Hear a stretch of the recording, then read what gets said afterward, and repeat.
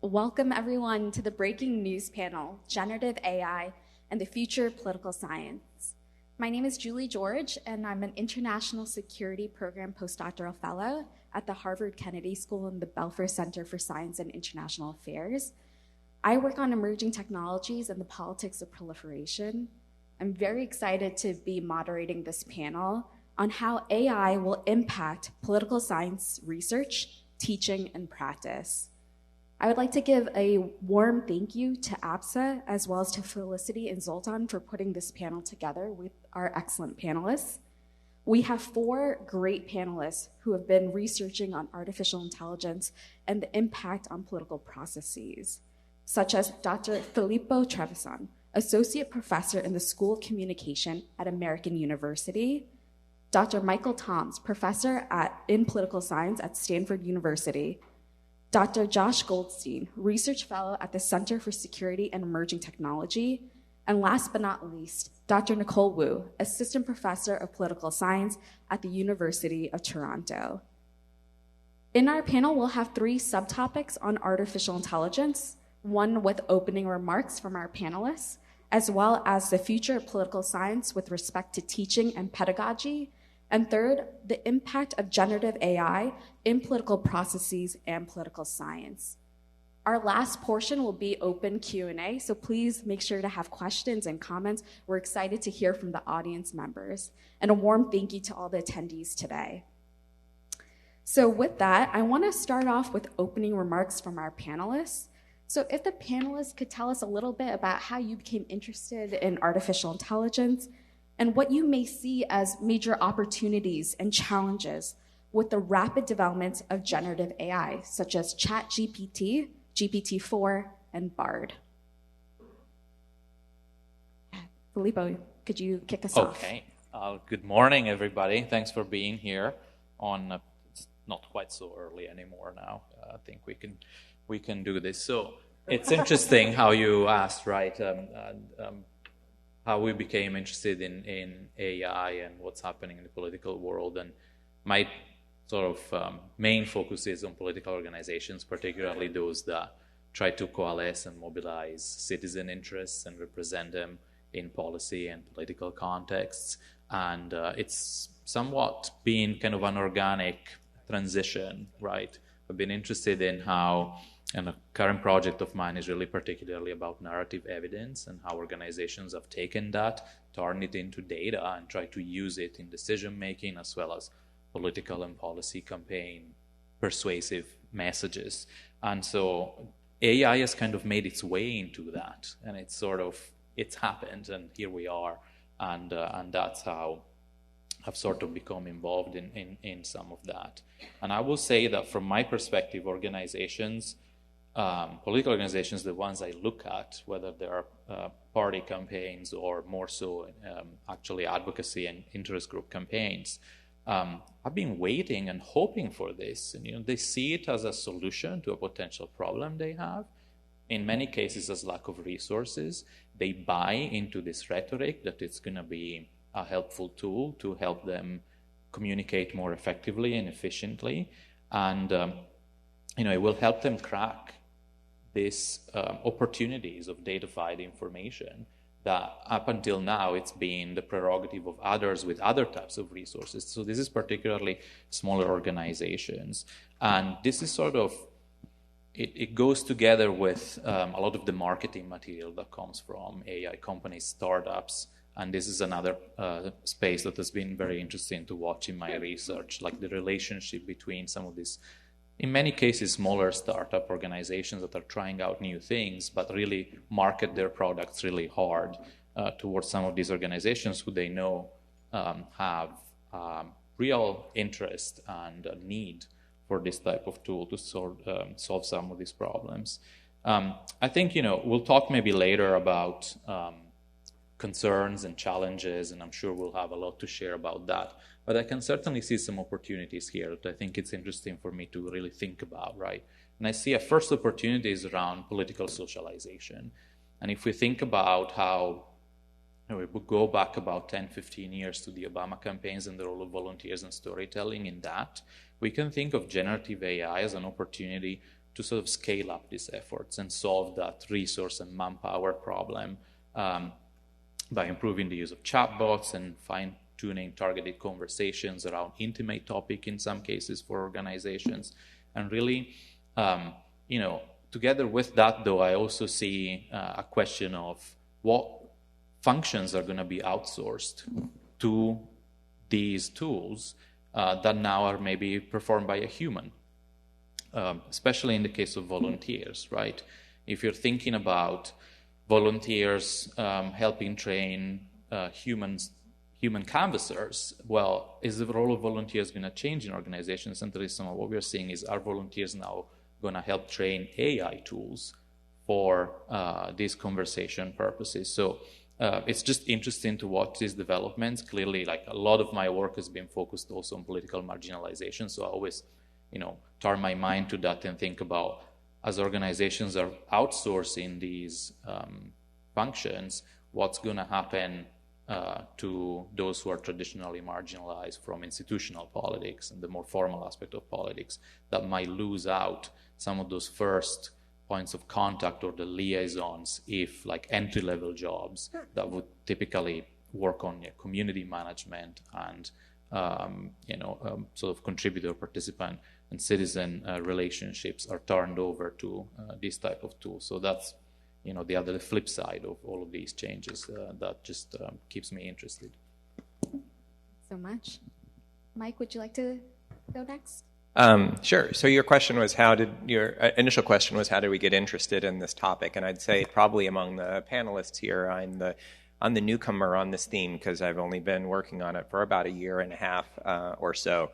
I got interested in artificial intelligence for two reasons. First is that it connected with the larger research agenda that I had been involved in about foreign interference in elections. I had, with colleagues, especially Jessica Weeks, written some papers about foreign interference in American elections and American interference in foreign elections. As I came to think about AI, I saw it as a tool that governments or private actors could use to meddle in elections. Chat GPT, other large language models can be used as tools to mass produce propaganda at low cost that could be incorporated into an influence operation. Language models could also help foreign propagandists to overcome language barriers, including fluency in the target language, and could reduce the risk of detection. So though I hadn't worked on AI, I'd been working on other aspects of foreign election interference, and I saw this as a piece of a larger puzzle. So part of it was a connection to my existing research agenda, and then part of it was an opportunity to work with new colleagues. So I really have to thank Josh, who you'll hear from in a minute, because he reached out to me when he was at Stanford working in the Stanford Internet Observatory and invited me to join him in a project studying artificial intelligence. And that was my first dive into AI. And we applied together for a grant from a center at Stanford on human-centered artificial intelligence. And now I'm excited to continue working in this area. Thanks. Thanks so much. Josh? Yeah, thank you. So how did I first get interested in this area? Well, first, I guess, following on what Mike said, I also feel like a newcomer in this area. And I think probably most political scientists who are doing something related to language models do, because most of the work that's been going on has been either in CS or machine learning or other areas. And I feel like now with the diffusion, political scientists are paying more attention. But I feel like a newcomer in this area too. And I got interested in studying language models because I was working at the Stanford Internet Observatory, which is a group dedicated to studying how the internet can be used for harm. And one of the things that we would do is we would track online influence operations on major social media platforms. And what that would look like is we would either find campaigns of coordinated fake accounts that were involved in discussions related to politics and trying to manipulate them, or sometimes social media platforms would find them and then alert us or other independent groups to tell us that these accounts existed so that we could analyze what they were trying to do before they were removed. And during that time, I worked on one project where I coded every influence operation that had been removed by Facebook or Twitter for what tactics they were using. So I went through all of the different researcher reports about them. And I was shocked at how repetitive the tactics were. Like, these operations all involve creating fake accounts. Often they would pretend to be journalists or to work for news outlets. And they often would repeat content across different accounts. Disinformation researchers refer to this as copy pasta. It's just a time-saving measure. So take a sentence, copy and paste it, send it out from 1,000 accounts rather than rewrite content. And in that project, which I worked on with one of our colleagues, Shelby Grossman, we started to think about, well, what could happen if you could automate this content generation? So instead of copy and pasting repeated text across accounts, which if you're somebody online, that looks really spammy, like it's unlikely to really convince you of something, maybe it crowds out other conversation. What if instead of doing that, you could generate text that looked more like real humans? So that's how we started playing with GPT-3 and thought about running survey experiments, and we're lucky enough that Mike was willing to work with us on deploying some of them. And then I also started working with people in industry more, so collaborated with OpenAI and Georgetown, where I'm now working, to try to bring together disinformation researchers and AI developers to think about where language models could be misused and then what are potential mitigations. I think I've gone on a bit long, so maybe I'll come back to a challenge later in the conversation. Sure. Thanks, Josh. And Nicole? So Mike and Josh very modestly claim themselves to be newcomers. I feel like I'm an imposter on this panel, partly because my research, I'm trained as a political economist, and my interest in technology really relates to how individuals, labor groups, and firms respond to technological change in the workplace. So to the extent that AI enters into my work, it is through sort of its impact on jobs and what people perceive the impact of AI is on jobs. So I'm more interested in technology in general. So AI is really, a small piece of that. I don't know if you want us to go into the challenges right now. Absolutely. Okay. So when I think about challenges, I think about it in a very political economy way, so to speak. So when I think about technology, I think about its production in our current sort of landscape under, say, capitalism. So I do worry to some extent that given, say, the economic structure of the U.S., the production sites of these technologies are in big firms, and currently our regulatory regime relies essentially on the goodwill of these firms. Everything we have currently in the United States, for example, relies on something that's voluntary on the basis of these firms. So I sometimes worry whether, to the extent that we need regulation, whether this landscape would mean that we're destined to a reality where the development of these things would outstrip our pace to be able to think about the challenges of AI. And because I'm in political economy, I also think about how with competition, it creates different incentives in the sense of the application of AI and how we would regulate it. So, for example, in terms of domestic, competition, every firm, are in competition with one another. Would that mean that firms will be more incentivized to put out technology before they're ready and before we have enough time to think through their consequences? And if we zoom back out and think about, geopolitical competition, to the extent that, U.S. and China are in a rivalrous position, whether, China being considered to be, say, a leader in AI or a strong contender in AI, would we think about this competition and be like, okay, we should better not regulate ourselves as much, because if we regulate ourselves too much, then maybe China will pull ahead. So this is how I think about AI in general, is how, it interacts with the landscape that we already have. Thanks, Nicole. Yeah, let's head it over to Josh. So the challenge that I thought of for this panel is, I think, really follows from that, and it's how should AI systems be controlled and regulated, and then who should make the decisions about how they're controlled and regulated. I totally agree. The concentration of technological development being in a small number of private companies creates issues. And another piece of it from DC is that it feels like Congress and policymakers are all in a state of, we need to do something, but like what that something is pretty unclear. So I wonder if this is an area where political scientists can contribute. There are a couple of different topics. Maybe one is governance. So what can we learn from the history of international organizations, from game theory, from other canons about how we can create international norms around AI development? What is likely to fail? For applications to politics, like what are appropriate or inappropriate uses of AI in political processes? What norms exist? How do they develop? And then maybe most importantly on public input, how can we best capture public preferences about AI development that then can be used to feed into democratic processes or to the decisions that AI labs make? And like I think that we have theories, like on the last one, the idea of the delegate-trustee debate in democratic politics, I think could potentially apply. I feel like we have theories that we could apply, but one challenge or concern I have is that political scientists won't get involved in these debates. One reason could be that we think we don't have enough technical expertise to be able to weigh in. Another is, I think sometimes there's an aversion to doing applied research, and it may be seen that if you are researching language models or their impact on political processes, you've just sort of like jumped on the hype of the day. And then the last one maybe is that the grant-making cycles and the publishing cycles are too slow relative to the speed of industry decision-making. So if I could maybe make one pitch or follow-up conversations I'd like to have are sort of where people see political science being able to contribute, either where we could spark collaborations or try to bring these topics into different parts of the field.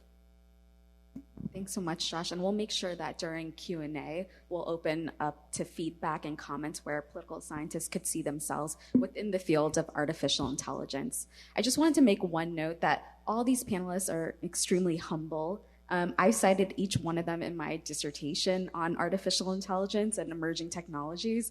So thank you so much for your research and your projects. We have time for some moderated discussion. And one question that I had from just hearing your comments and remarks is, has there been anything that's been surprising to you as a researcher about artificial intelligence, whether that's through opportunities or through its own challenges?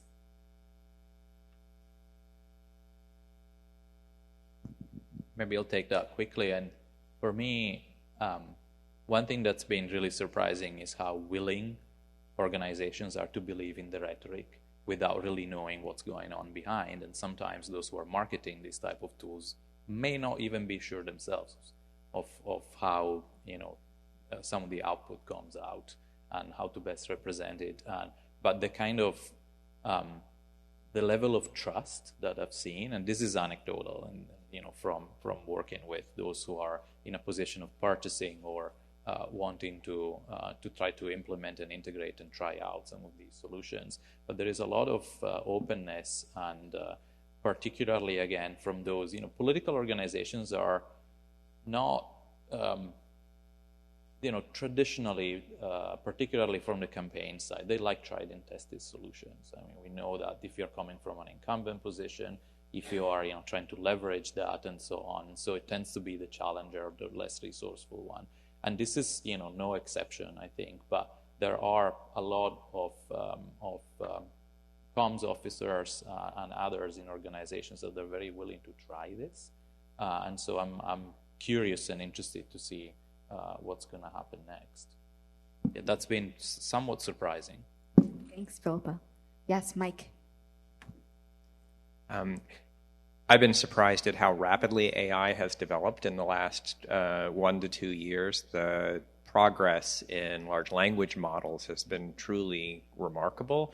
I've also been surprised and maybe horrified in my own research with Josh to see how effective these rapidly advancing tools are in producing propaganda that can be persuasive. And that's something that we have documented in our research by using AI to produce propaganda that mimics what foreign propagandists have produced, and then comparing the persuasiveness of propaganda produced by actual foreign propagandists as opposed to propaganda produced by AI. And what we're finding in our research is that it is at least as persuasive, if not more persuasive, than native propaganda. So I'm surprised by the pace of development and horrified by its implications for politics. Absolutely, Mike. Thanks for raising that. Josh? I think that I'm surprised at public rollout, or like the speed. Maybe I should step back a second. The amount of public attention to language models or to Chat GPT is like enormous, astronomical, like the conversation of the day. But GPT-3 existed for at least a year, maybe a year and a half before Chat GPT came out. And GPT 3.5 and then 4 are like a lot better, but the underlying technology maybe has gotten better, but not as much as, it's not commensurate with the increase in public debate.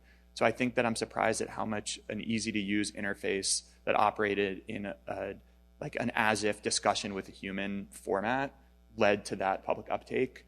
And I think that there's been reporting on OpenAI's surprise at this too. Like, they thought that there would be a lot of public uptake around GPT-4, but they didn't expect the overwhelming public reaction to be at Chat GPT.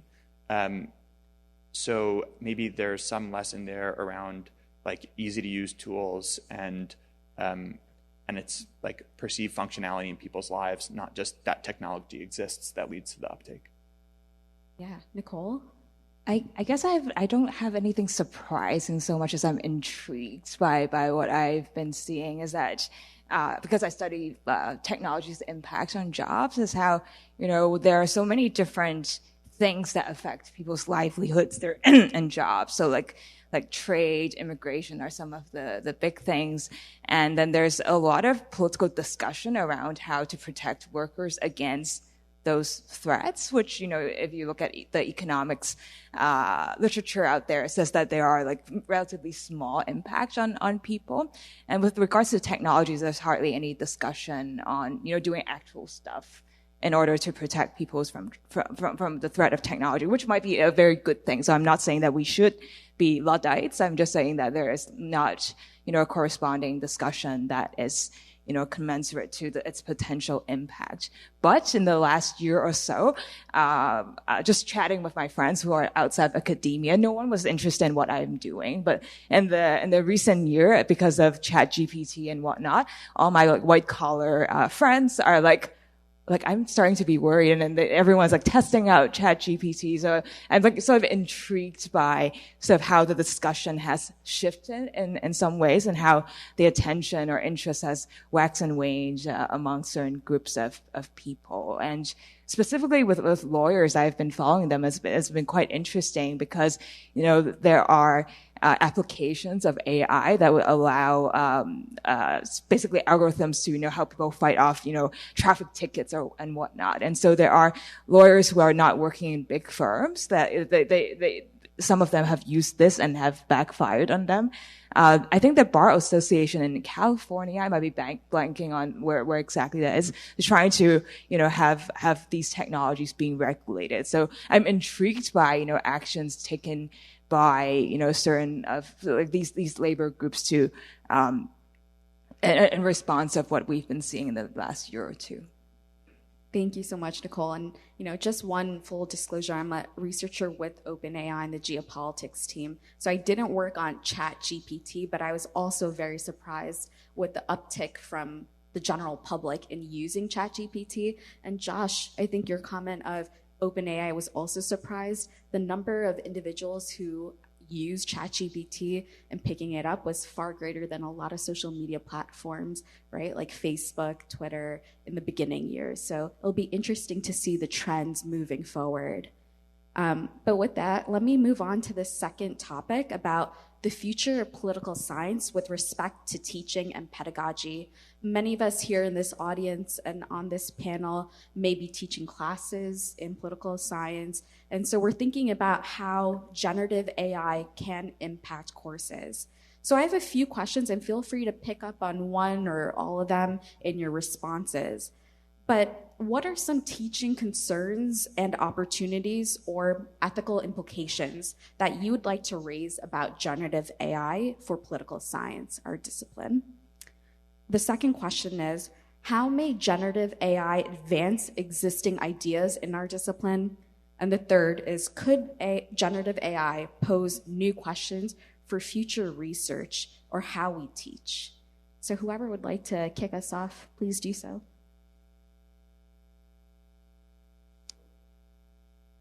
Yeah, Mike, over to you. Okay, maybe I'll try to take two parts of that. The first is about its effect on teaching, and I'll maybe start with an anecdote because I was teaching Introduction to International Relations at Stanford this past summer.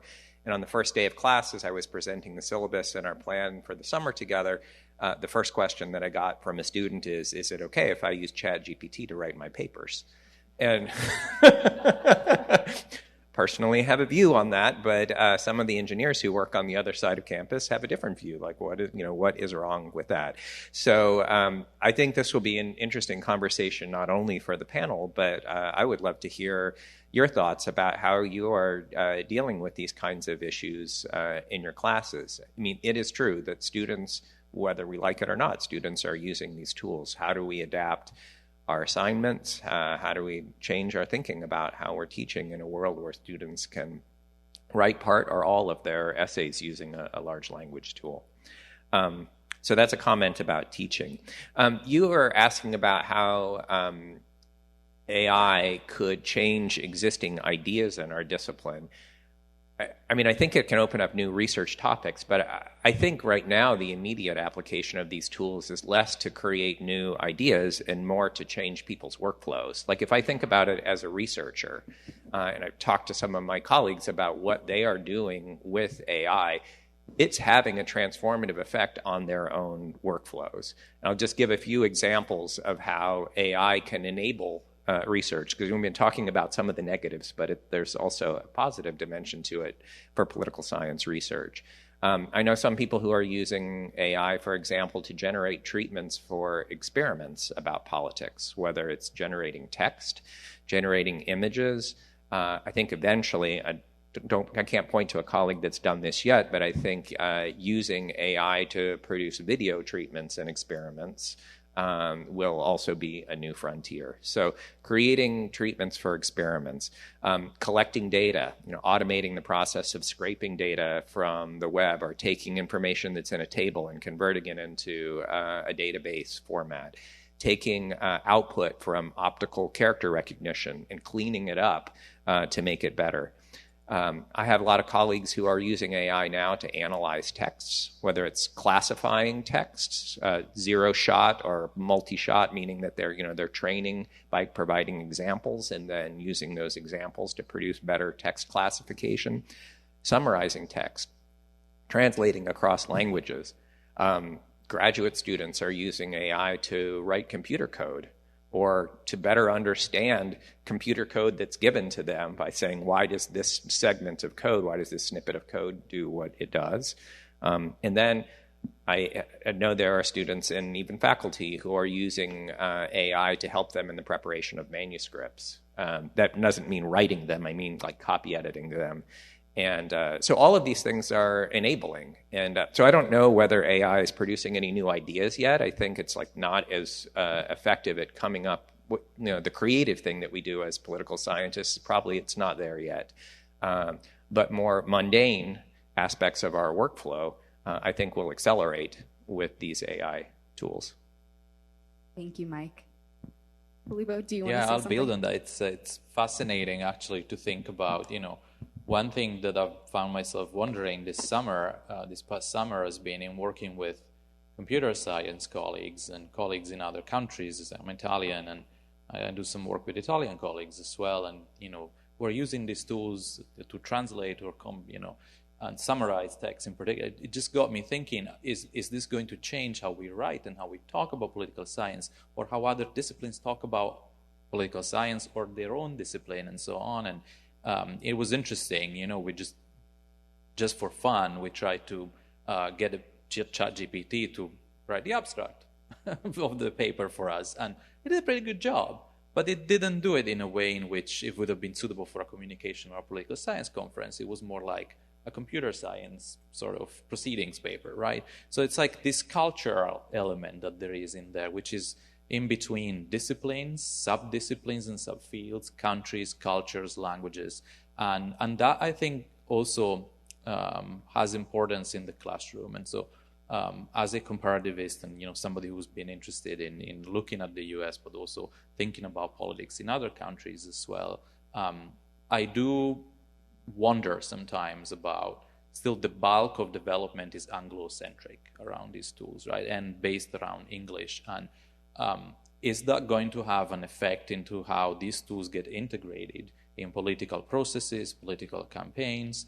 Is, for a long time we've been talking about Americanization of politics around the world, the democratic Western world. And are we going to see a differentiation or, to which extent are these tools going to be compatible with the political culture, cultural context, and the language context in different countries?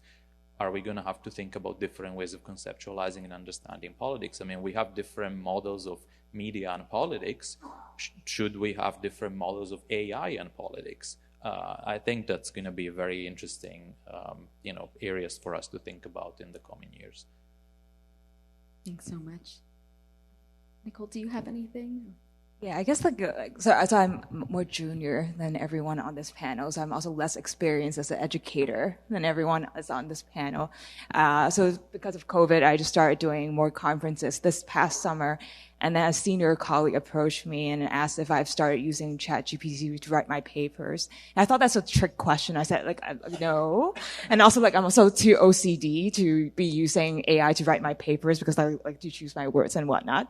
And then he very seriously said, if you're not using Chat GPT to write your papers, you're doing your career wrong. So it's something that I still think about all the time. But I can see how, Chat GPT can be used as, an additional coder. So you might have an army of, undergraduate RAs, 4 of them. Chat GPT can be the 5th. And you can see how that, how those different coding mechanisms would produce results that might benefit your research, or of course in a principled way. I know of colleagues in the discipline more generally, and I'm not saying in my department, that they have bullet points of what they want to write in a paragraph, and they ask ChatGPT to write a paragraph based on those bullet points. So there are people who are very creative about how they use ChatGPT. On the teaching front, one day I was walking home from work, and I was I do wonder what my colleagues think about ChatGPT. And after I got home, I emailed APSA. I was can you help me run a survey if I write it of how political science educators think about ChatGPT? And to my surprise, they're very generous. They say, yes, of course. And so they let us embed a few questions in the annual membership survey. And so we were not asking any groundbreaking questions. We just asked people, because we only had 4 questions, I think. Ask people, do you think that, ChatGPT is a good or bad tool for political science education? And in the end, we have 1,600 responses or so. And so 16% of our colleagues say that they think that's very bad. 29% of them say that it's bad. 41% say that they think it's neither good or bad. So if you were to analyze this, it will be lean, slightly negative, and with many people being uncertain about it. But at the same time, if you ask them, do you think that we should students should learn these tools? An overwhelming plurality of people say that of course they should learn these tools. But then when we ask them, do you think you will integrate these tools in your classes? Perhaps not. I think that's a reflection of there's a lot of uncertainty about these tools, and we've not, as a discipline, thought through how we might be able to implement it. And they also help us run a second survey on a more specific subset of our discipline. So basically people who have been participating in the teaching and language conference happening at APSA at the same time. And so I feel those colleagues are, care even more about teaching. And so we can ask them to go into an essay bank and try to see if they can classify correctly bot-written essays and human-written essays. And what we found is that we do no better than a coin toss. So like, I guess on average, maybe we get it right about 50% of the time. I think that's to suggest that if people are to take a more conservative approach to Chat GPT, which is to ban it from classrooms, it's hard to rely on humans to determine whether something is written by a Chat GPT or a person. And then if you rely on, actual AI detection tools for that, they're also prone to false positives. So I think there's something for us to think about how punitive we want to be based on the uncertainty that we don't even know if something is generated from Chat GPT. That's fantastic, Nicole, to run like 4 questions across APSA members to think about how Chat GPT is perceived. And it seems that on the whole, it's largely negative, more so, and somewhat moderately okay with it. But I think communication with our students across faculty members will be really important.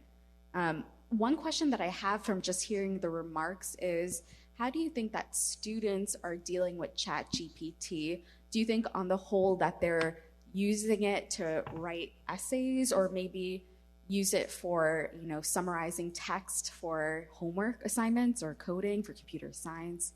What are your thoughts as educators?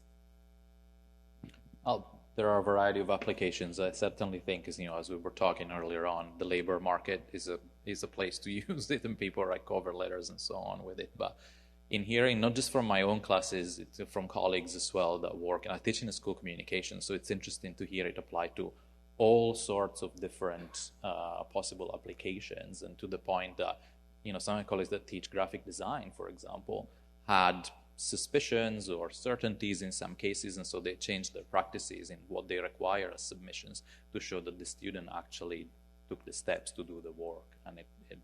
But at the same time, some are trying to integrate the tools, and I think if we don't do that, we risk actually doing a disservice and disfavor to our students. And it was staggering earlier on this year to talk to somebody who is the CEO of a big strategic communication and public relations agency in New York, and there is a conviction there that in 5 years, entry-level jobs in that type of operation will be turned over to these kind of AI generative tools. I'm not sure that it's well-founded, but that's certainly where industry leaders are going. And so how does that change our role as educators? And that's important, because that's typically the kind of jobs that our students will get straight out of university. So these are all thoughts that I'm not sure I have an answer for, but it is something that should be in our minds, for sure. Absolutely. Does anybody else want to respond to what students may perceive or do with Chat GPT? I feel like in my personal experience as being a teaching assistant, I've seen students use Chat GPT to help summarize text, to minimize the amount of work of reading articles or books on the whole for a semester. So I do agree with you, Filippo, that it could be used across a wide application of AI-generated tools. Yeah, Mike. One thing that I really struggle with when I think about this is analogies to other technologies that are now widely accepted. With students, I don't know all the ways that students do Chat GPT because they don't come to office hours to confess their uses of Chat GPT, but I suspect it's all of these things and more. And yet it's now, years ago when calculators were, developed, maybe there was some discussion about whether it was acceptable for students to use calculators for math or for data analysis, and now no one gives it a second thought. Computers, someone might have thought, oh, is that problematic to allow students to do their work with a computer? And now it's widely accepted that everyone does their work with computers. We encourage our students to go and seek writing assistance from a writing center. So that's not a technology, but that's going to get help to write a better paper or to get tutoring in mathematics. So I struggle to think, how is an AI tool like Chat GPT any different than an advanced calculator or computer or an online tutor as opposed to a human tutor. And I think that's something we'll probably have to come to terms with, that this is just another helper, just like many others that we have already incorporated into our teaching and into our lives. Absolutely. Yeah. Josh. I'd be interested, I agree with everything Mike just said, and I'd be interested to see more research on what impact using AI tools as a personalized tutor has on the way students learn. So I also think that there's a lot of, I guess I should say first that I have virtually no teaching experience, so take this all with a grain of salt. But I've seen examples or research. Two people who are working on this are Ethan and Lilach Malik, who have a bunch of examples of videos of how you can use tools like Chat GPT as personalized tutors to not just give you an answer, but to give feedback on the process by which you go about an assignment. So I think that more research into if students use AI tools for feedback, how does it affect their retention of information? How does it affect like the way they learn logical reasoning? And the comment that you gave about calculators and computers, like maybe there was work, or there probably is work on how the integration of those tools affected the way that people learn. So that could be an area to start to kind of look for some parallels. Great. Yeah, Nicole, it seems like you want to say something here. No, so in terms of the survey questions we ran, we have additional ones that are more disaggregated. And what we find is that although generally speaking, educators are now on the fence about AI technologies, but then we seem to be willing to accept certain uses, like formatting citations that we think is a waste of time. At least for me, I think it's a waste of time. Like those applications, I think political science educators, according to survey, seems to be okay with. They're also okay with things like Mike has mentioned, like correcting grammar, for example. Maybe that's not so much different from Grammarly or going to a writing center to seek help. So I think that people sort of intuitively have this idea that, perhaps certain applications are just like the extension of tools that we already have. I've not arrived at sort of a strong opinion on this myself, but I was thinking that if I were to take not a very conservative approach and to allow Chat GPT being used in a classroom, would anything like a declaration form used by students would be helpful? It's basically to encourage, honest sharing of what you use Chat GPT for in the classroom. So one, it helps me as an instructor to understand how students are actually using it. So, if I say that, I actually allow you to generate, ideas using AI, but it's just that you have to tell me, and that has no implication on your scoring. I think that would give me, as an educator, a better sense of how students are using it, especially if we teach large courses, we don't even talk to our students. Then, those forms, if we do create an environment that it's a good data collection process for us as educators. And back to the survey, I think that most of us are weary about, if students were to write essays entirely using AI. I think that people are, weary of that because we think that writing assignments have some uses in helping people to think better, and that aspect is important in higher education. Great, yeah, and please, Nicole, let us know what those results are. If you do use a declaration form, I'm curious to know, what students are using Chat GPT or other AI tools. So thanks for these comments to the panelists. We'll move on to our third subtopic, which is about the impact of generative AI on political processes and political science. And so I have two questions, and feel free again to answer one or both. But how may generative AI impact theoretical concepts? So just to name a few: trust, public opinion, institutions, decision-making, escalation, and participation, or about key methodology advances. The second question is, what can generative AI tell us about political processes, such as in democracies or authoritarian regimes, how it may affect misinformation and disinformation, and the impact of large language models? So let's hand it over to whoever would like to kick us off. Yeah, Filippo, would you like to start? Or Okay, I can get us started. I'll take the first one, that you asked what concepts will be challenged and we'll have to get our heads around. And to me, a big one, it's certainly not the only one, but it's power.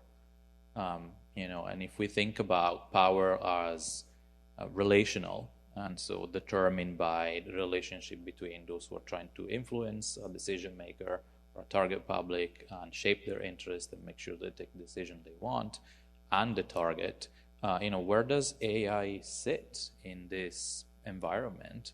And one thing that I think it's interesting, and for a long time we've thought about political organizations as being immersed in a network, and so that's where the relational nature of power comes from.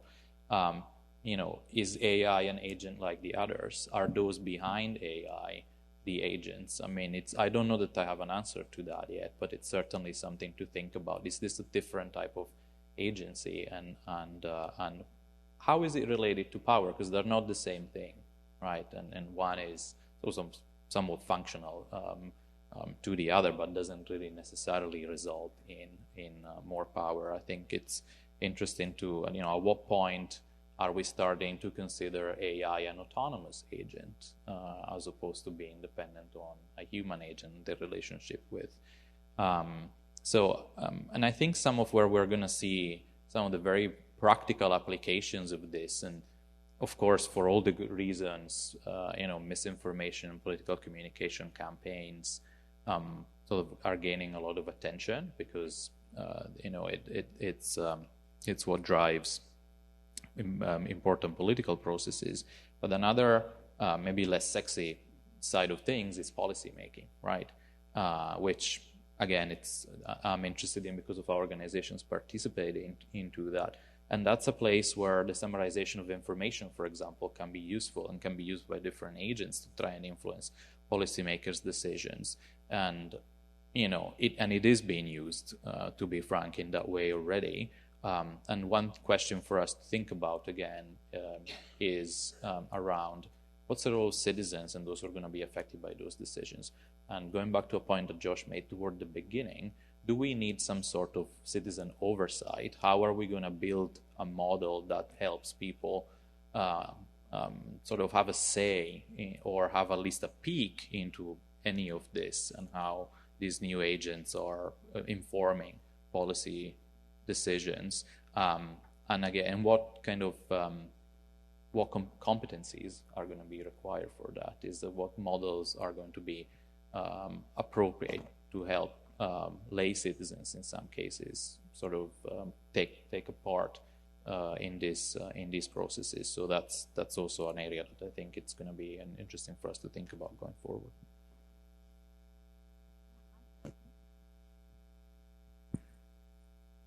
Maybe I'm thinking about this differently or not as deeply, but I don't foresee that AI will change. You asked, how will it impact or change our concepts? And I don't foresee it as fundamentally changing the definition of key concepts in political science or causing us to reconceptualize those concepts. What I do see is it having a massive impact on how we see those concepts playing out in the real world. So, just to take a few that you mentioned, trust, I think, was the first one. I think artificial intelligence is going to have a massive impact on people's trust in the news. If, you can't tell whether a video is a real video or a fake video, whether you can't tell if something that was written by a human or was written by artificial intelligence, I think people are going to begin to doubt what they read on the internet, on social media, and elsewhere. You mentioned escalation as another concept, and as someone who studies, part of my time anyway, studies international relations, I think artificial intelligence is going to have a big impact on how countries escalate or don't escalate conflicts internationally, whether we're talking about AI and cyber or whether we're talking about, killer robots, artificial intelligence powered robots. Countries will have new means of escalating conflicts or signaling their intentions to others in international relations. Does that change our concept of what escalation means? Probably not, but it gives countries new tools for taking those kinds of steps in relations with other nations. political participation you mentioned as another topic. I think our AI-powered chatbots will be a new way for people to engage in politics, to have political conversations, not just with other humans, but with AI. That will be a new form of participation. So it won't probably change our definition of participation, but give us something new to study. So maybe I'm missing an angle that was embedded in your question, but it's going to have a big impact on politics, but it probably won't change our staple concepts. No, I appreciate that, Mike, because artificial intelligence can certainly impact all of these key concepts, and so it's important to think about how that may happen over time and across different countries. I appreciate that. Others? The way I approach this, sorry. No, go ahead. The way I approach this question is really like Mike's. So how I thought about it is really maybe AI is not changing how we categorize not changing things categorically, but changing the intensity of how we think about these impacts. So I was thinking about the polarization in the U.S., so deep fakes, misinformation that might even amplify those effects. And when I think about authoritarian regimes, they have been controlling information. They control information currently, if let's say without AI, through selective display of information. So, for example, for China, Hong Kong, the protests a few years back, they selectively, show or allow the display of videos of, protesters being violent. So that was, pre, the proliferation of AI in this aspect. But maybe 5 years later, they can generate videos that would help convey this idea better. So for me, that's not changing the concept so much as intensifying what we see. On the question of political process, sometimes I wonder if I see why we need to be cautious with the application of AI, and I see why it is very important to talk about the bias that AI has. But at the same time, I'm thinking that humans are plenty biased. Humans are plenty racist and prejudiced in some ways. And sometimes, even though we of course, we should be cautious with the application of AI in high stakes decisions like, pretrial detention, whether people get mortgages or not. But what if AI is actually less biased than people? And what if we are better able to change AI to be less biased on these fronts, better than we are able to change how people view others, for example? Then I wonder if the fact that we might be the discourse is, front loading the bias at the front and not talking enough about the potential benefits of that, we'll be missing out on, how we can sort of improve the processes in which we live our lives or in politics. So I'm very cautious, but at the same time, I also feel like some of the discourse might hinder progress in other ways. I think that's a really great point, and I've seen that a bit from the disinformation angle, where the conversations around how language models or chatbots or assistants could impact elections often focuses on how they could be misused by propagandists intentionally to create division or to favor one candidate over another. But there are probably a whole nother set of research questions or applications that are how could AI tools improve information gathering and increase participation in the democratic process. So things like, could language models help people understand complex policies that otherwise they might not pay attention to? Could they help campaigns interact with a broader, maybe more diverse group than the campaigns would otherwise? Can they be effective writing assistants for people who want to have their voice heard by their elected official, but maybe don't have the time or don't write in a way that the staffer would be likely to respond to? And if the answer is yes to those things, or some of them, maybe there's two different angles that political science could focus on. So one is empirical research, like how could the tools be used? How effective are they relative to benchmarks that we can come up with? But then there's another set of ethical questions, which is for each of those questions, should they be used in that way? And how should they be regulated if the tools are available? And I think that maybe we've come conversation focuses on the ethics of high-level questions, like should we have a halt on future progress until we better understand language models, or should language models be banned from politics, like at a pretty high level, but maybe we should be also thinking about ethics on like more micro applications. If there isn't two-finger comments, I just wanted to maybe touch upon a few of the comments that you've raised through the panel. Especially, I'm sure many of us have heard about the moratorium on AI research from the large labs, and how I think there's about 30,000 signatures on that letter. And so I think that speaks to Josh's point. Filippo and Josh and Nicole, I think to some extent you talked about, how do we think about the intensity of artificial intelligence on these key concepts, as well as Mike. And I'm wondering maybe if we could talk a little bit about concerns for regulation, about concerns about privacy or transparency. If anybody could maybe speak to that, as politics is what we study and what we try to assess across the globe. Thank you. Yeah, Mike. I don't have an answer, but I have a few research questions that I think people will need to be working on. One is, where's the proper locus of regulation of artificial intelligence? Should the government be regulating AI?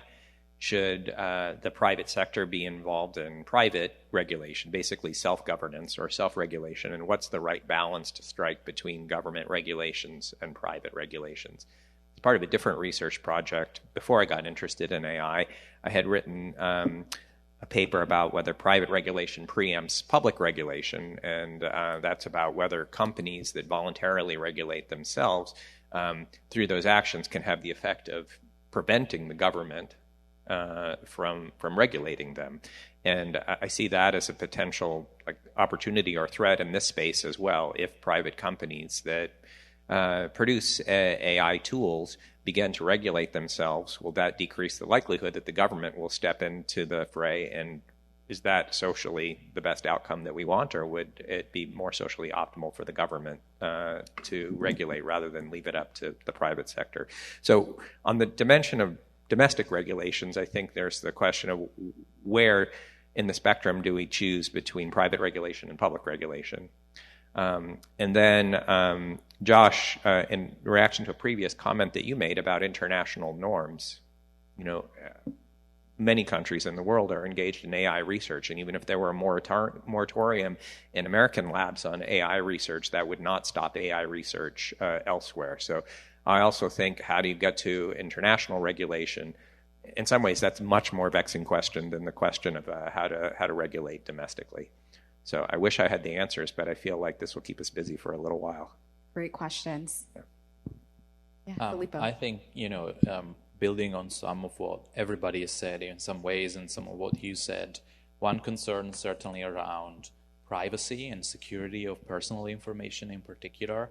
And so as we think about chatbots as an opportunity for political conversation and socialization, but when it comes to participation and direct contribution, that's where I see some concerns, because in some of the work that we've done around crowdsourced storytelling that is inputted in some of these systems, that some of them use beta versions of AI to select stories and so on, or classify them, and for very large archives where there are hundreds of thousands or millions of entries that these organizations working across a range of policy issues collect from the public.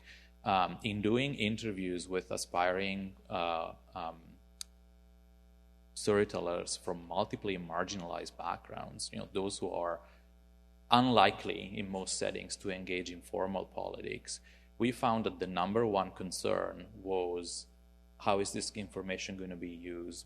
What is this, where is this going? It's so personal, and that constituted a real barrier for some people to engage in this very basic, in the initial stage, and this is I'm talking about. It's before Chat GPT 4, before even Chat GPT, and I can see some of the same concerns carrying on. And so if it prevents some folks who are concerned about this, and that tends to be a certain part of the population that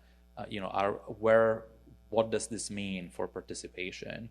I can tell you that the organizations that work on these issues, from the advocacy and kind of citizen mobilizations, that are very, this concern is very much at the forefront of their mind. So they're aware of it, and they've been trying to mitigate as much as possible. And so there is an opportunity in some cases for some sort of, human community liaison sort of interface to try and help and mitigate and offset some of those concerns. But it's resource intensive, and it requires a long time commitment, and so it's how do you find a good balance between all of this? And I think that's certainly privacy and security of information, something to keep in mind as is this going to create a further barrier for these groups and these populations? Great. Yeah, and maybe just to add to Filippo's comment, if I may, through the dissertation, I was able to conduct some interviews in Germany with tech companies, AI companies, and one of their comments that was often repeated was about the general data protection regulation and the emphasis on privacy and security of the consumers. So thank you for raising that. Josh, I saw your hand. Yeah, I don't have many answers on regulation, but I have a lot of questions. So one, I think, is when the policy community in DC talks about regulation, I think that the risks are underspecified. So people will say things like language models will supercharge disinformation, or you could use a language model to give you information on how to create a chemical weapon. So I think let's take the example of a chemical weapon. Like, what's the relevant benchmark there? Is it Google? How much longer does it take to Google how to create a chemical weapon than to use a language model to give you those instructions? And I think until we start comparing really what's the incremental change due to the technology, we're prone to exaggerate it by just saying, look at what a language model can do. On privacy, I struggle with the answer for chatbots, because I've been trying to think about, based on the work that Mike and I have done on using language models for disinformation campaigns, we need a way to falsify our predictions. So if language models are being used for influence operations, how do we find that? And then if they're not, how do we learn that? Because these many types of malicious uses, including disinformation, are designed to be covert. So I see one of the ways that we could learn about misuse being monitoring by the AI providers, much in the way that social media companies have done different types of content moderation. And I think that comes up against privacy concerns of are people, when they use something like Chat GPT, expecting that their interactions are monitored in some way? And what kind of content moderation policies should the AI companies have? So I'd be curious if anybody has thoughts on that, or maybe people in the audience do for the Q&A part of the session. I see that Mike has a two-finger. I wanted to add another dimension to the regulation question that I hadn't mentioned before, and I don't think has come up before. It's really like crowdsourced approaches to safety. A few weeks ago at Stanford, the university hosted a boot camp for congressional staffers, and members from industry were speaking in one of the panels that I attended, and industry had very different perspectives on whether, say, AI source code should be open source or not, with some companies keeping it to themselves and others hypothesizing that the world will be safer if not only do they release the tools, but they also release the code behind the tools so that the world can find flaws, can find problems in AI, and recommend adjustments to them. So in addition to the public regulation, private regulation, you can also think of it as like a social or crowdsourced approach to safety, in which the companies give all of the code to the world and hope that the world will increase the safety level for AI. And we need research on whether that's actually effective or not. As I was listening to these industry representatives, it seemed more like on faith than on actual research, when they would say, we're confident that if we give out the source code, the world will be better than if we don't. Very interesting. Nicole, do you have any comments?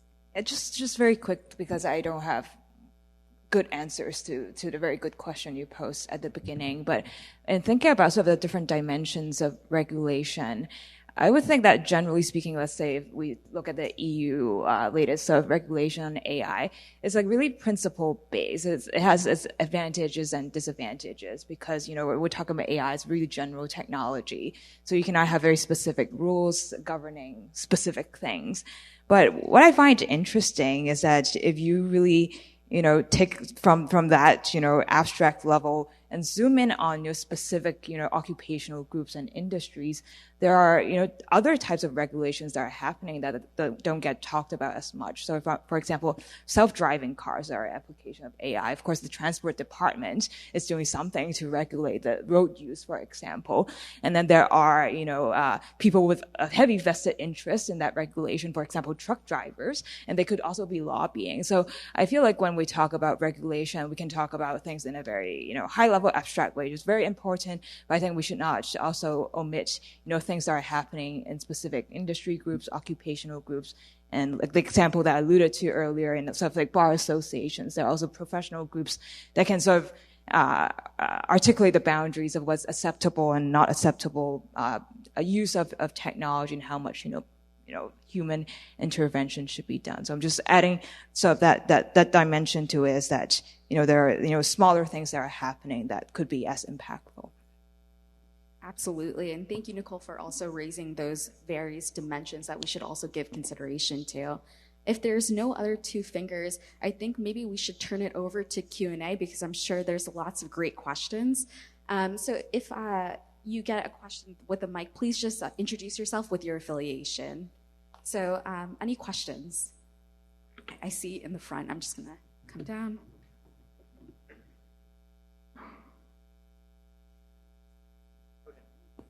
Jesse Richmond, Old Dominion University. I have two related questions related to regulation.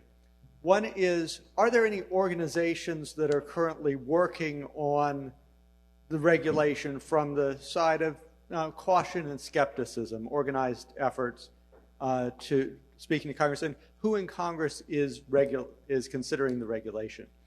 Two, a regulatory proposal.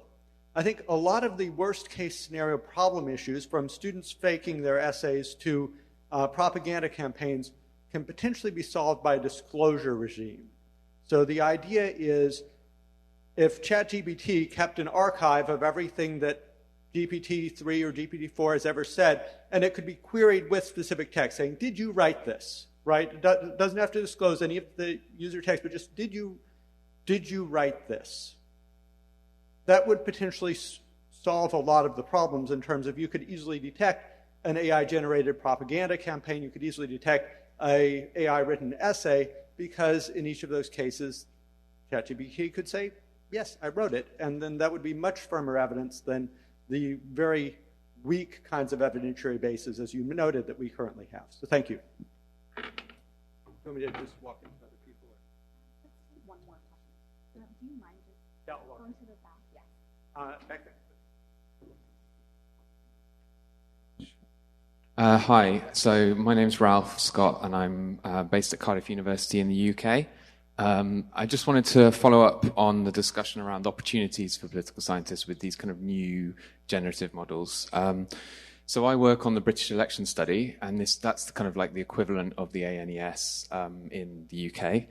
And we have an open text most important issue question that we've included in every one of the 25 waves of our panel study. And so far, this has been kind of coded really laboriously, because people can put in whatever they want into this open text response, by research assistants, including myself, to one of 50 categories of over 600,000 responses. So that's a lot of kind of people hours encoding that data. And we currently have a paper under review exploring the potential for LLMs to code in exactly the same way we've been asking human RAs to. And particularly with the latest generations, so the latest version of Claude and also GPT-4, it's kind of amazing how well they do at this task with almost no training. It's kind of like a few-shot approach where we give them a couple of examples through the API. They do an amazing job, these models. So yeah, we think one of the kind of potential wider consequences for the discipline, and I guess anyone who does survey research, is potentially much greater use of open text survey questions, because if they can be coded at least as accurately as a human coder, relatively cheaply, or a lot more cheaply than currently, then we can ask. We don't have to define the questions so tightly, in the sense that we can have much more open questions.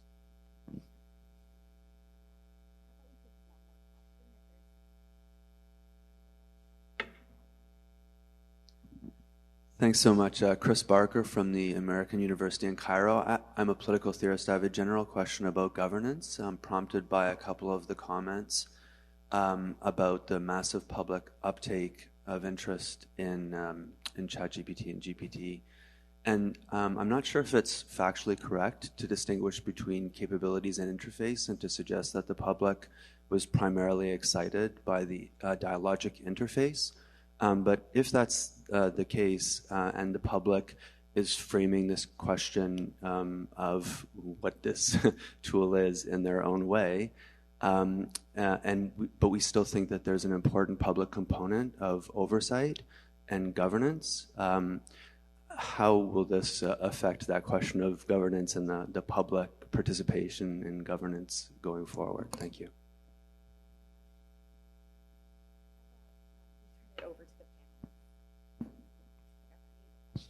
Seems like it was all general. I'm happy to start with a few quick thoughts to the first question. So there were two pieces of it. It's Jesse, right? The first piece was on regulation, like who are the players and sort of who's working on this. And the second was on a disclosure regime. So on the regulatory side, one person is Schumer, and Schumer's office is sort of seen as being a leader in driving this, but what exactly they're going to push forward, I think, is still a bit unclear. There are a bunch of organizations that are thinking about regulation and different pieces of it. So I work at the Center for Security and Emerging Technology, which is a think tank under Georgetown. Some of my colleagues are working on different pieces of regulation, particularly around export controls, and there have been proposals to, and I guess efforts to limit export of chips, and people are working on thinking, like, is that the right regulatory approach? What impact will that have on development? And trying to think about what proposed regulations map on to which risks. Colleagues at Stanford at the Center for the Research on Foundation Models, CRFM, the Stanford Internet Observatory, at NYU, there's a group, the Information Law Institute, that's looking at it more from a legal angle. One way that you could go about finding scholars here is there have been, the government has created public comment opportunities, both NIST and OSTP, the Office of Science and Technology Policy. Groups that have submitted those public comments also often publish them separately. So you could look at some of those scholars for a start. And on the disclosure regime idea, it comes back to what Mike was talking about with open versus closed sourced. So I think I would need to think more about it for the models that are more tightly controlled by AI companies, how that would work. But it doesn't work for open source models. So it would be assuming that whatever risks you're concerned about, the current state of open source would be insufficient for providing those tasks. And I don't think that my response is a reason not to engage in future regulation, but I just think it's worth bringing in that if we're concerned about students using what Llama could do today for filling in assignments to questions for homework, this type of regulation wouldn't solve that. Yeah, a couple of comments about the disclosure regime that you mentioned. Then I want to come to the very interesting paper about survey methods that was mentioned. It's not just the challenge, I think, with the disclosure regime is not just open source. There needs to be universal participation among all the companies that are producing these AI tools. Even if none of the code were open source, if some companies opt out, and people know that this text can be detected through an open source, a disclosure archive, that would just cause disinformation actors or others who want to hide their means to flock to the companies that don't participate. So without 100% participation, I think that's a potential flaw. The other thing is, I don't know how easy this would be, but I think users could evade the disclosure regime just by editing the output. And they could write separate code that would edit it in various ways, replacing with synonyms, that sort of thing, and then it wouldn't look like copy pasta anymore. So that's a challenge. But nonetheless, I think your idea is a really good one, and it probably in a menu of various things that we could have as part of regulation, I think it would be a great idea. It's probably just not a complete panacea. On the survey research, I would love to read the paper that you have written. It sounds fascinating, and I believe the results because I have seen colleagues also use very productively AI tools to code open-ended responses in surveys. One thing, though, that you suggested that was intriguing, at the end is that maybe this could or should lead to greater use of open-ended text in survey questions. I actually think that's an interesting question for survey research because yes, on the one hand, these AI tools will facilitate faster and perhaps more consistent coding of open-ended text. Yet it's an open question whether open-ended questions versus closed-ended text will provide us with better answers to the kind of questions that you were raising, including like what's the most important problem facing the UK. So I think these tools can help close the gap between open-ended questions and closed-ended questions by making it more possible to build databases based on the open-ended items, but we still don't know whether we should be leaning on one side or the other, so maybe that could be a follow-up research paper. Please send me your paper, though. I'd love to read it. Same. I think, that comment was very, very, very interesting, and I second everything that Mike said. And, when I think about open-ended questions as well and qualitative research more generally, it's like sometimes it's also about what's not there and what the system might be able to tell us about that, or how that relates to particular, trends that or niches that are not just quantitative but are about specific population subsets of that population within those groups, and how we can use these tools to identify those. I think it'd be very interesting. If you haven't done it, that maybe that can be a follow-up, but I'd love to read it.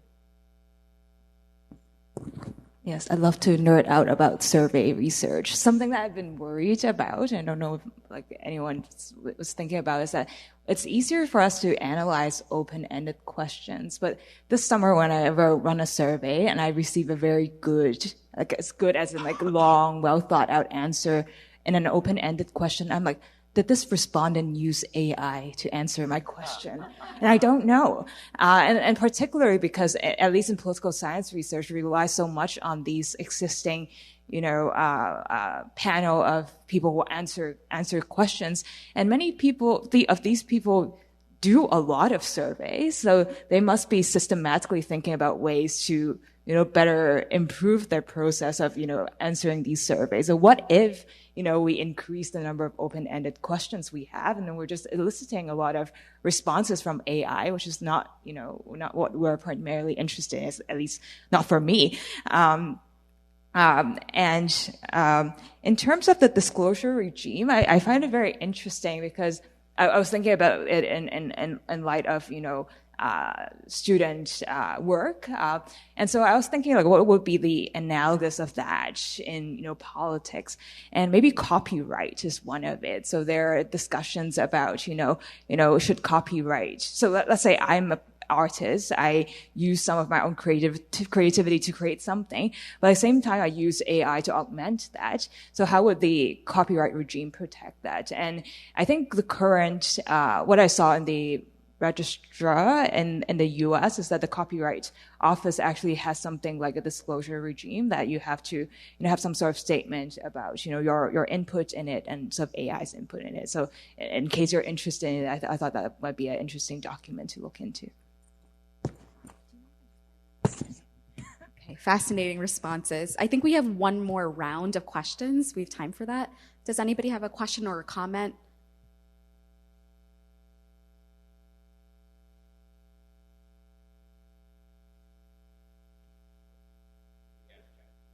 Yeah, I mean, we should ask Chat GPT. Josh? I think we didn't answer the third question. Yes. So okay. I want to make sure that I understood the question right. What I got was I mentioned before that there was much greater uptake around Chat GPT than GPT-3. What are the implications of that for governance or for regulation? Is that right? Yeah, sure. If I can just cut in. So I think that there may be a disconnect between the public understanding of the powers and capabilities of large language models versus the attraction of the interface. And so if there's going to be a public component of oversight in the development of responsible, if you will, use of GPT, then it seems that this could be a problem. So with respect to the safety issue and governance, I just am interested in hearing about a possible public component in general and governance as well. Thanks. Yeah. So I don't know how much this is on the governance piece, but I totally agree with you that I actually think that the rollout I think there was a failure on the part of the AI labs and of technologists to put out a public education campaign that was sufficient for the public uptake of Chat GPT. Like, people were just told, look at this brand new tool, go and use the tool, but they weren't really told how the tool operates, what data the tool was trained on, etc. I think that maybe a lesson to take away, or something I want to think more about, is if people used it because of the interface and not because of the underlying technology, or if the interface had an impact in why they used it, maybe regulation should be focusing less on the size of models that people can build, or less on the foundation model kind of technology and more on the application for different domains. And I think that you highlighted that before with self-driving cars. So governance or regulation could be more focused on domain-specific applications rather than trying to halt creating a GPT-5. I could just maybe add a comment to Josh's great comments. On the question of individuals understanding how these AI tools are designed and created versus the interface, I think that's a great question. In the dissertation, one of my interview questions was to what extent do you think that the general public understands how artificial intelligence is actually used or designed? And generally speaking, across my sources, a lot of folks said that they don't think that the general public understands how artificial intelligence is designed and used. And I asked the same questions regarding government officials, so not just the general public, also about government and the private sector.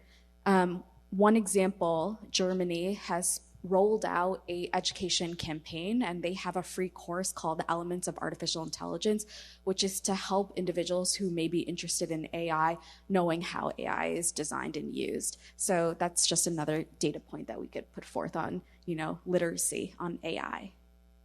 I see, Filippo, do you have a comment? Just to chime in on, I think, Josh, your comment on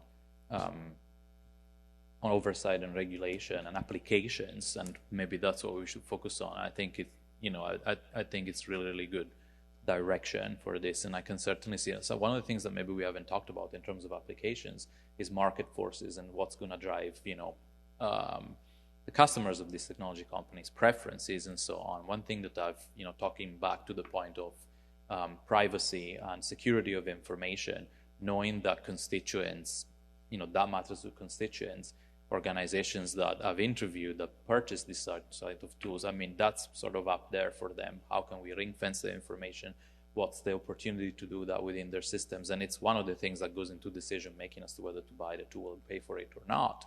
And that certainly might be, it's not about regulation in this case, but it's about what might be driving the development of different types of applications, and also what should be prioritized in regulation of those applications too. And I think there is something moving there, but it's still kind of organically happening, in the sense that I haven't seen that sort of conversation at the policy level, and hopefully we will have it. I mean, that's a very, very good intuition, I think. Great. I think I saw one more hand, and maybe we'll make that the last question of today. Is there a mic that we could pass to him? Put the last question to the audience, which would be you. So I'm from Fairleigh Dickinson University, and we've had this conversation several times already about AI in political science and related disciplines. And for my own benefit, I'm curious to know what people here think if I give you a choice of, one, I'm in the camp of we have to control this thing, or are we more in the camp of we have to channel this thing, right? Number one is a gatekeeping idea. Number two is a facilitation idea. And I just find that my own colleagues fall very easily into one of these two camps. So let's have a show of hands. One, we need to be the gatekeepers. Two, we need to be the channelers. Three, I don't really know. That's why I'm here. How about that? Let's go with number one. Who's got number one? We need to be gatekeepers. Few people for gatekeeping. You're not going to get out of this. You got number three, right? You're going to, okay. Number two, we have to be channelers. Quite a few, yeah. Okay, number three, I don't know. That's why I'm here. Oh, a couple, yeah. Now, that's it. That's a closed-ended question. Thank you. Right. Thank Those of you who are non-responders, we're gonna send you a lot of automatically generated texts. We'll use Chat GPT to give you Exactly. Yes. No missing values there. Thank you. Thank you so much for polling us. I'm sorry, I think we're at the end of our time, but let's please give a warm round of applause to our excellent panelists. And thanks our excellent moderator, Julie George.